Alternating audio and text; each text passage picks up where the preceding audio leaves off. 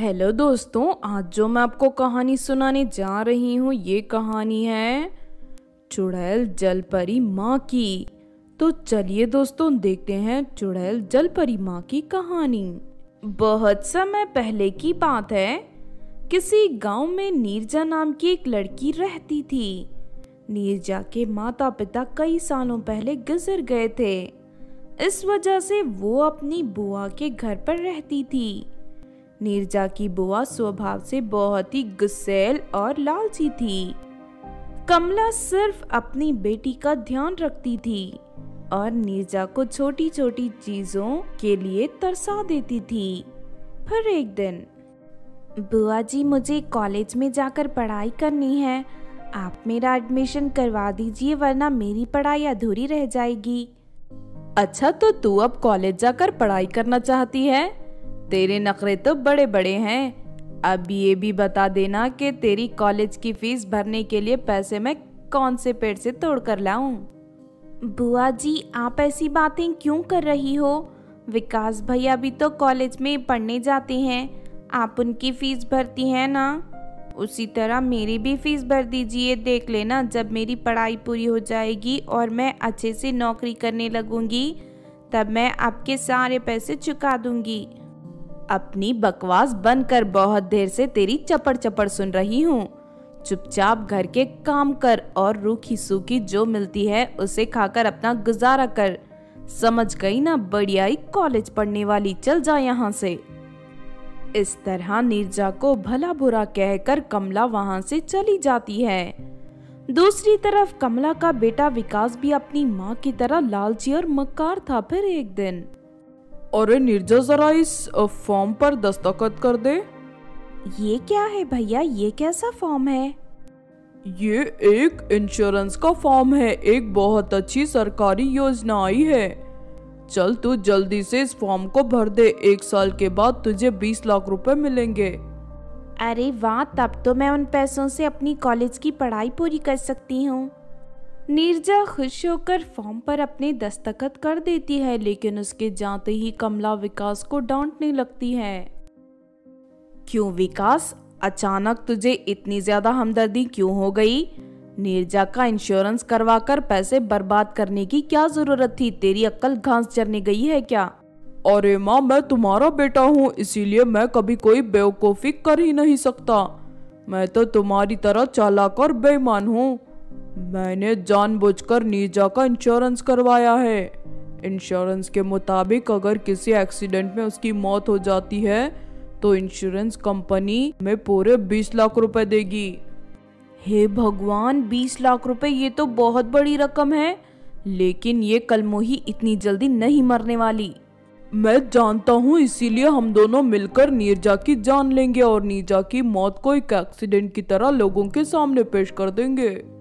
लेकिन ये सब हम करेंगे कैसे? तुम चिंता मत करो माँ, मैंने सब कुछ सोच लिया है। हमारे गांव के पास जो खूनी झील है, हम नीरजा को उस झील में फेंक देंगे। उसके बाद झील के अंदर रहने वाली चुड़ैल जलपरियां उसे जान से मार देंगी। अरे वाह, उसके बाद हम लोगों से कह देंगे कि नीरजा मछली पकड़ते हुए झील में गिर गई। उसके बाद कोई हम पर शक नहीं करेगा। इस तरह दोनों माँ बेटी पैसों के लालच में आकर नीरजा को जान से मारने का फैसला कर लेते हैं। फिर रात होते ही वो दोनों नीरजा के हाथ पैर बांधकर जबरदस्ती उसे खूनी झील के पास ले जाते हैं। नीरजा उनके सामने बहुत गिड़गिड़ाती है, लेकिन वो दोनों उसकी एक नहीं सुनते और उसे उठाकर खूनी झील में फेंक देते हैं। कल सुबह इसकी लाश झील के ऊपर तैरती हुई दिखाई देगी। लाश देखकर हम इंश्योरेंस वालों से पैसे ले लेंगे। इतना कहकर दोनों वहां से चले जाते हैं। लेकिन दूसरी तरफ झील के अंदर रहने वाली तीनों जलपरियां नीरजा को बचाकर पानी के अंदर बने अपने घर ले जाती हैं। लेकिन नीरजा उन तीनों की डरावनी शक्ल देखकर घबरा जाती है। बेटी, हमसे घबराने की जरूरत नहीं है, हम तीनों तुम्हें कुछ नहीं करेंगी, तुम्हें नुकसान नहीं पहुंचाएंगी। ये सुनकर नीरजा राहत की सांस लेती है। बेटी, ये सब तुम्हारे साथ किसने किया? कौन तुम्हें जान से मारना चाहता है? मेरे माता पिता सालों पहले गुजर गए थे, इसीलिए मजबूरी में मैं अपनी बुआ के घर रहती थी, लेकिन मेरी बुआ और उनका बेटा दोनों बहुत ही लालची और मतलबी हैं। इंश्योरेंस के पैसों के लालच में वो मुझे जान से मारना चाहते हैं। अच्छा, तो ये बात है। तुम्हें घबराने की ज़रूरत नहीं है बेटी। आज से तुम हम तीनों को अपनी माँ समझो। हम तीनों अपनी बेटी की तरह तुम्हारी परवरिश करेंगे, लेकिन सबसे पहले तुम्हारी बुआ और उसके मक्कार बेटे को सबक सिखाना होगा। उसके बाद पहली चुड़ैल जलपरी नीरजा को एक भूतिया नकाब देती है। फिर दूसरी चुड़ैल जलपरी अपनी जादुई झाड़ू नीरजा को देती है। अब तुम इस भयानक नकाब को अपने चेहरे पर लगा लो। इसे लगाते ही तुम चुड़ैल के रूप में बदल जाओगी। उसके बाद इस झाड़ू में उड़ते हुए अपनी गांव जाकर उन दोनों को सबक सिखाओ। ये सुनते ही नीरजा फौरन उस भूतिया नकाब को अपने चेहरे पर लगा लेती है और जादुई झाड़ू पर बैठकर हवा में उड़ते हुए अपनी बुआ के घर पहुंच जाती है। नीरजा का डरावना रूप देखकर उसकी बुआ और विकास घबरा जाते हैं।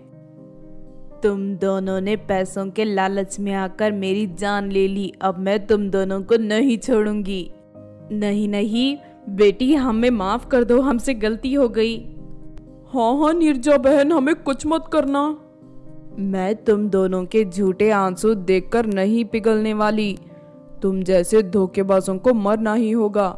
तभी जादुई झाड़ू से दो बड़ी रस्सियां निकलकर कमला और विकास के पैरों को जकड़ लेती हैं। उसके बाद नीरजा उन दोनों को हवा में उड़ाकर दूर एक खतरनाक नदी में फेंक देती है। उस नदी में मौजूद मगरमच्छ उन दोनों को मार कर खा जाते हैं। इस तरह उन दोनों को उनके किए की सजा मिल जाती है। फिर नीरजा अपने चेहरे से भूतिया नकाब उतारकर वापस अपने साधारण रूप में आ जाती है। उसके बाद नीरजा तीनों चुड़ैल जलपरियों के पास चली जाती है और इनके साथ हंसी खुशी अपनी जिंदगी जीने लगती है। तो आपने देखा दोस्तों चुड़ैल जलपरी माँ की कहानी। इस कहानी से हमें ये सीख मिलती है कि धोखेबाज और लालची लोगों को एक ना एक दिन उनके किए की सजा जरूर मिलती है। इसीलिए हमें कभी भी लालच में आकर किसी मासूम पर अत्याचार नहीं करना चाहिए। अगर ये कहानी आपको अच्छी लगी हो तो ज़रूर लाइक करें और हमारे चैनल छोटू टीवी को सब्सक्राइब भी कर लें। और हाँ दोस्तों, हमें कमेंट करके ज़रूर बताना कि आपको कहानी कैसी लगी।